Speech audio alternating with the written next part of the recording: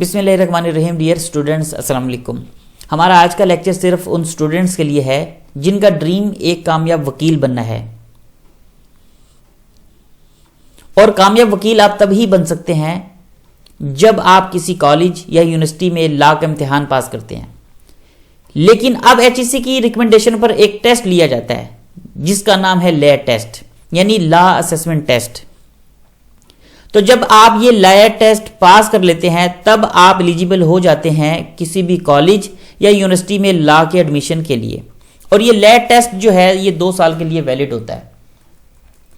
اور اگر اب بات کی جائے HEC کی، تو HEC نے لیٹ کی جو ڈیٹ ہے وہ اناؤنس کر دی ہے. اس کی جو لاسٹ ڈیٹ ہے اپلائی کرنے کی وہ ہے 10 جنوری 2023.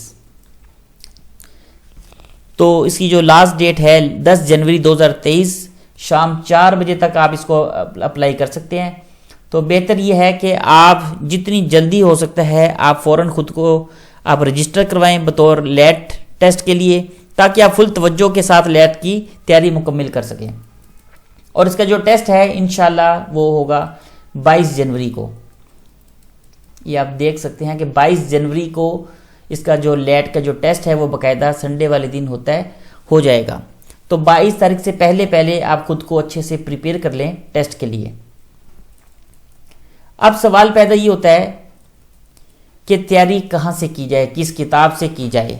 تو کتابیں جو بے شمار بکس ہیں لیٹسٹ کے لیے مارکیٹ میں اویلیبل ہیں، آپ کوئی بھی لے لیں. تو سوال یہ ہے کہ سب سے جو اہم بات ہے وہ یہ ہے کہ لیٹ ٹیسٹ کے لیے پہلے آپ کو 3 باتوں کا پتہ ہونا چاہیے، جس میں سے پہلی بات یہ ہے کہ سلیبس کا پتہ ہونا چاہیے، دوسری بات پیپر پیٹرن کا پتہ ہونا چاہیے، تیسری بات وہ کون سا پرنسپل ہے جس کو فالو کرتے ہوئے آپ لیٹ ٹیسٹ کو کلیئر کر سکتے ہیں. تو یہ 3 بیسک چیزیں ہیں، ان کو انشاءاللہ آپ ذہن نشین کر لیں. لیٹ ٹیسٹ کا جو آپ انشاءاللہ اس کو اچھے سے کلیئر کر لیں گے.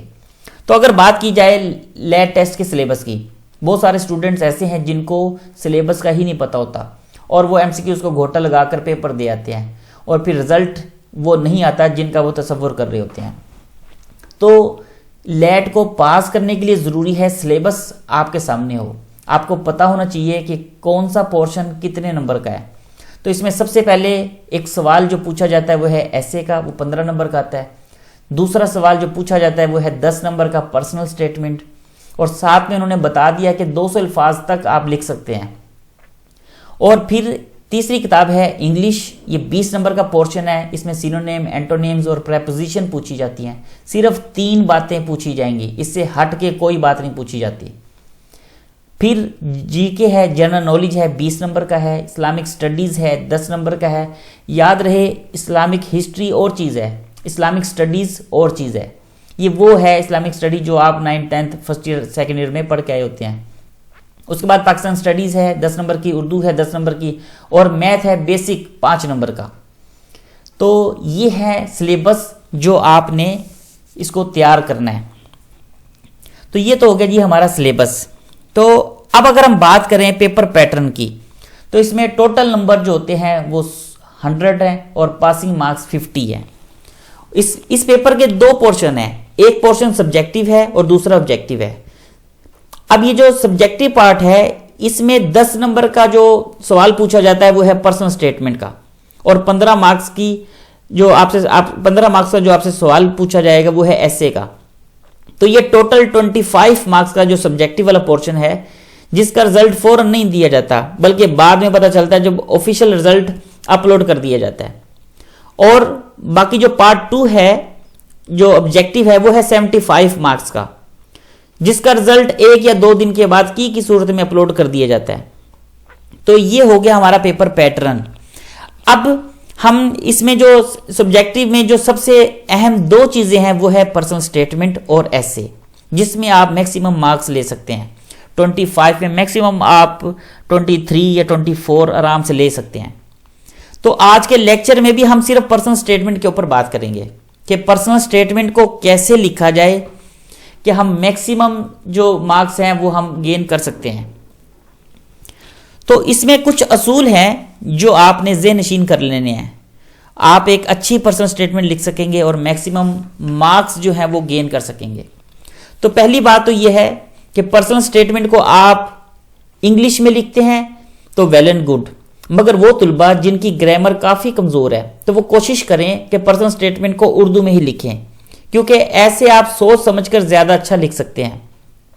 اور جب آپ اردو زبان کا انتخاب کر لیں تو کوشش کریں کہ اس میں کوئی بھی ایسا الفاظ استعمال نہ کریں جو انگریزی زبان کا ہو۔ مثلا بہت سارے ایسے الفاظ ہیں جو آپ نہ چاہتے ہوئے انگلش الفاظ لکھاتے ہیں، جیسے ایک لفظ ویلیو ہے۔ ویلیو اب دیکھا جائے بظاہر ایک انگریزی زبان کا لفظ ہے، اس کی جگہ آپ اہمیت بھی لکھ سکتے تھے۔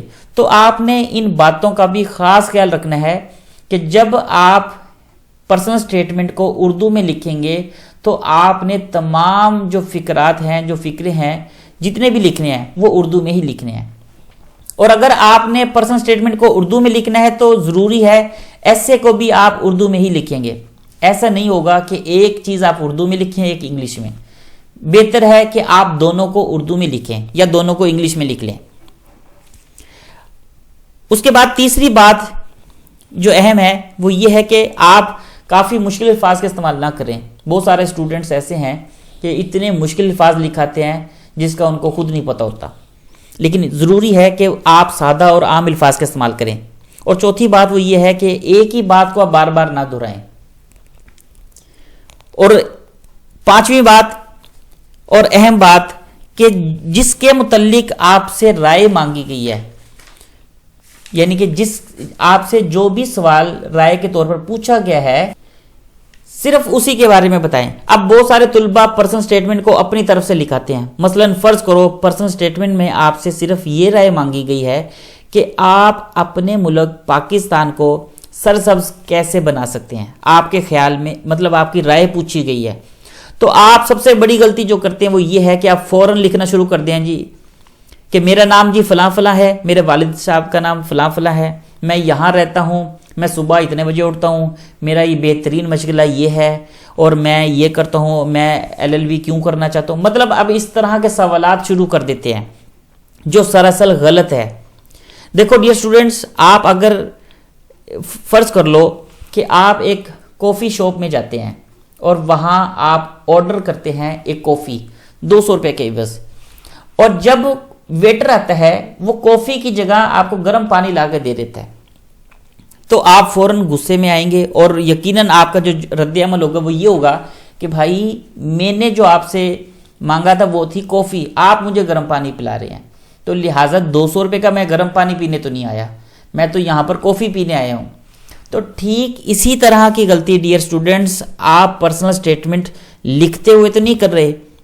بس یاد رہے کہ آپ نے یعنی کہ صرف وہی لکھنا ہے جس کے بارے میں وہ آپ سے پوچھ رہا ہے، یعنی کہ خود سے یہ نہیں بتانا کہ آپ کیا کرتے تھے، کیا کر رہے ہیں، آپ کے والد صاحب کیا ہیں، آپ کے والد صاحب کیا کرتے تھے، آپ کتنے بجے اٹھتے ہیں، یہ سارے ارریلیونٹ باتیں ہیں، اور یہ ایک مین ریزن ہے کہ آپ کے جو مارکس پھر وہ کم سے کم آتے ہیں۔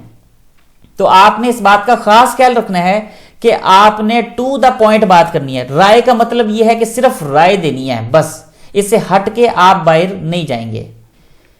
اس کے بعد سب سے اہم جو سب سے بڑی غلطی وہ کرتے ہیں اسٹوڈنٹس لکھائی کی۔ یہ ایک سیمپل میں آپ کو دکھا رہا ہوں، یہ صرف میں نے آپ لوگوں کے لیے اپلوڈ کیا ہے تاکہ آپ سمجھ سکو۔ اب اس میں آپ غور سے دیکھیں تو یہ ایک فرض کر لو ایک پرسنل سٹیٹمنٹ لکھی گئی ہے، اور بہت سارے اسٹوڈنٹ ایسے ہی لکھتے ہیں۔ اگر آپ غور سے دیکھیں تو اس میں بہت ساری کٹنگ بھی نظر آ رہی ہے آپ کو، اور یہ جو الفاظ ہیں آپ کی ان کی آپ الائنمنٹ دیکھ لیں، کوئی سیکوینس برابر نہیں ہے، کہاں کوما آ رہا ہے، کہاں فل سٹاپ آ رہا ہے، کوئی سیکوینس نہیں ہے۔ تو خدارہ آپ اس قسم کی غلطی سے اوائڈ کریں گے۔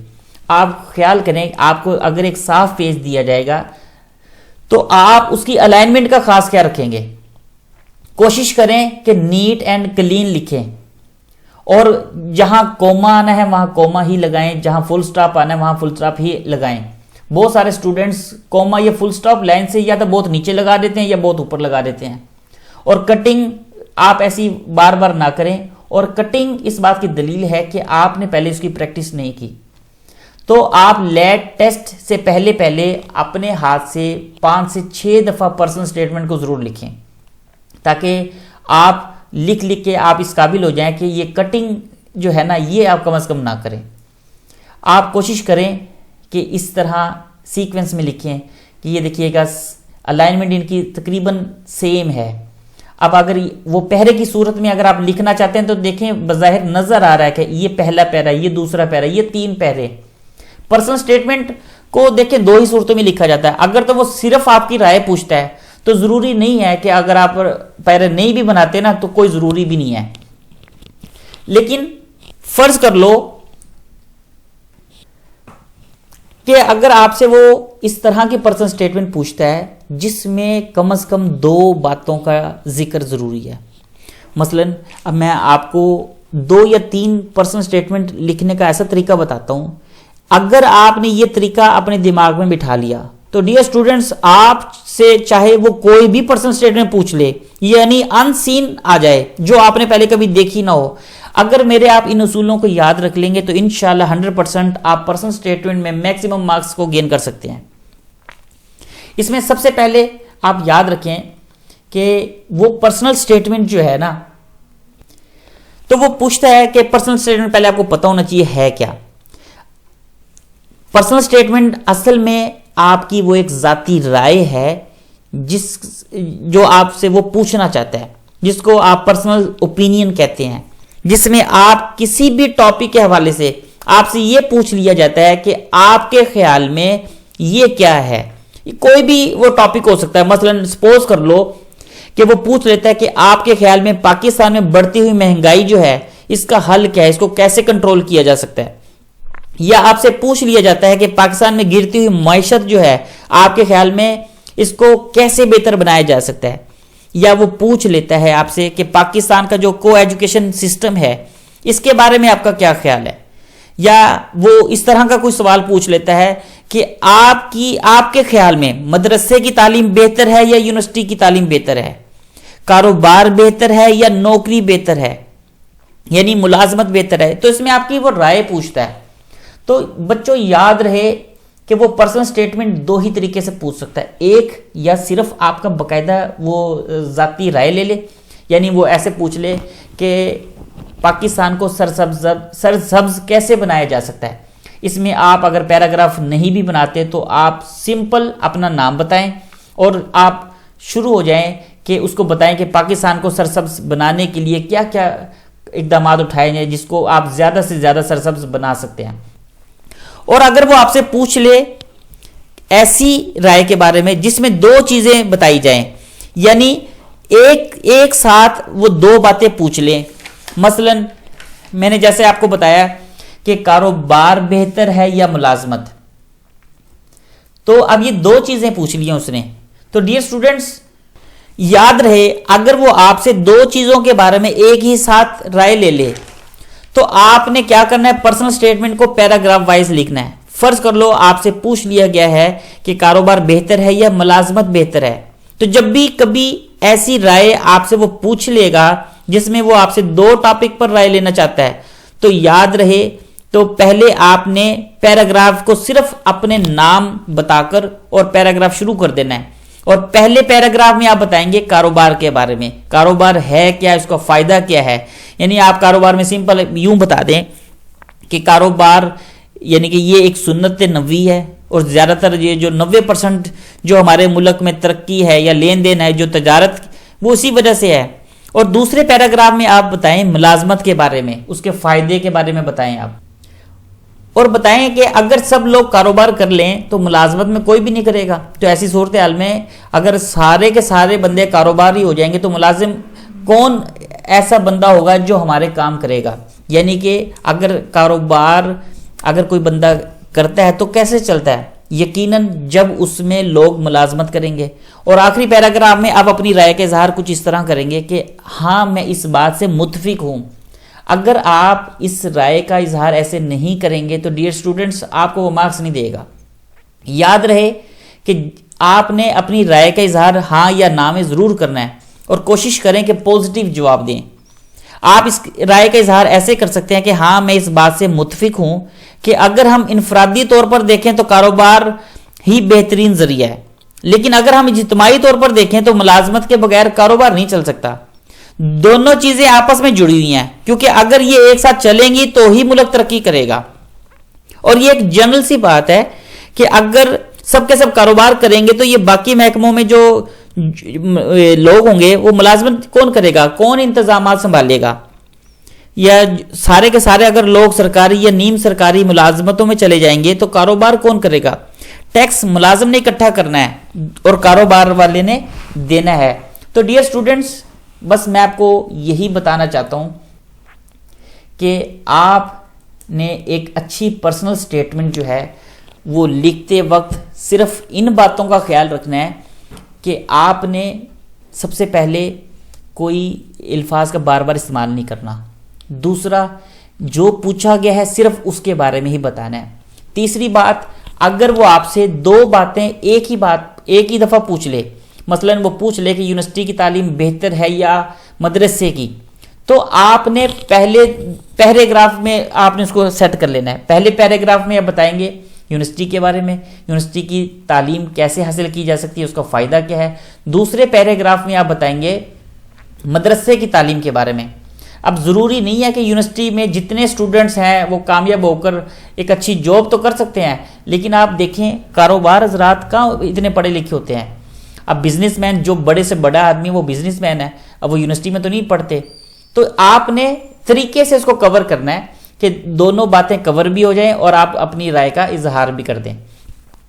تو ڈیئر اسٹوڈنٹس، یہ تھی ہماری پرسنل سٹیٹمنٹ لکھنے کا طریقہ، اور انشاءاللہ اگر آپ اس اصول کو مائنڈ میں رکھ لیں گے تو 10 میں سے انشاءاللہ 10 نمبر ضرور آئیں گے۔ اور نیکسٹ ویڈیو میں انشاءاللہ میں آپ کو بتاؤں گا کہ ایسے کیسے لکھا جائے، کیا اس کو پیراگراف میں لکھنا ہے یا اس کو ہیڈنگ کے ساتھ لکھنا ہے، تو وہ میں انشاءاللہ نیکسٹ ویڈیو میں بتاؤں گا۔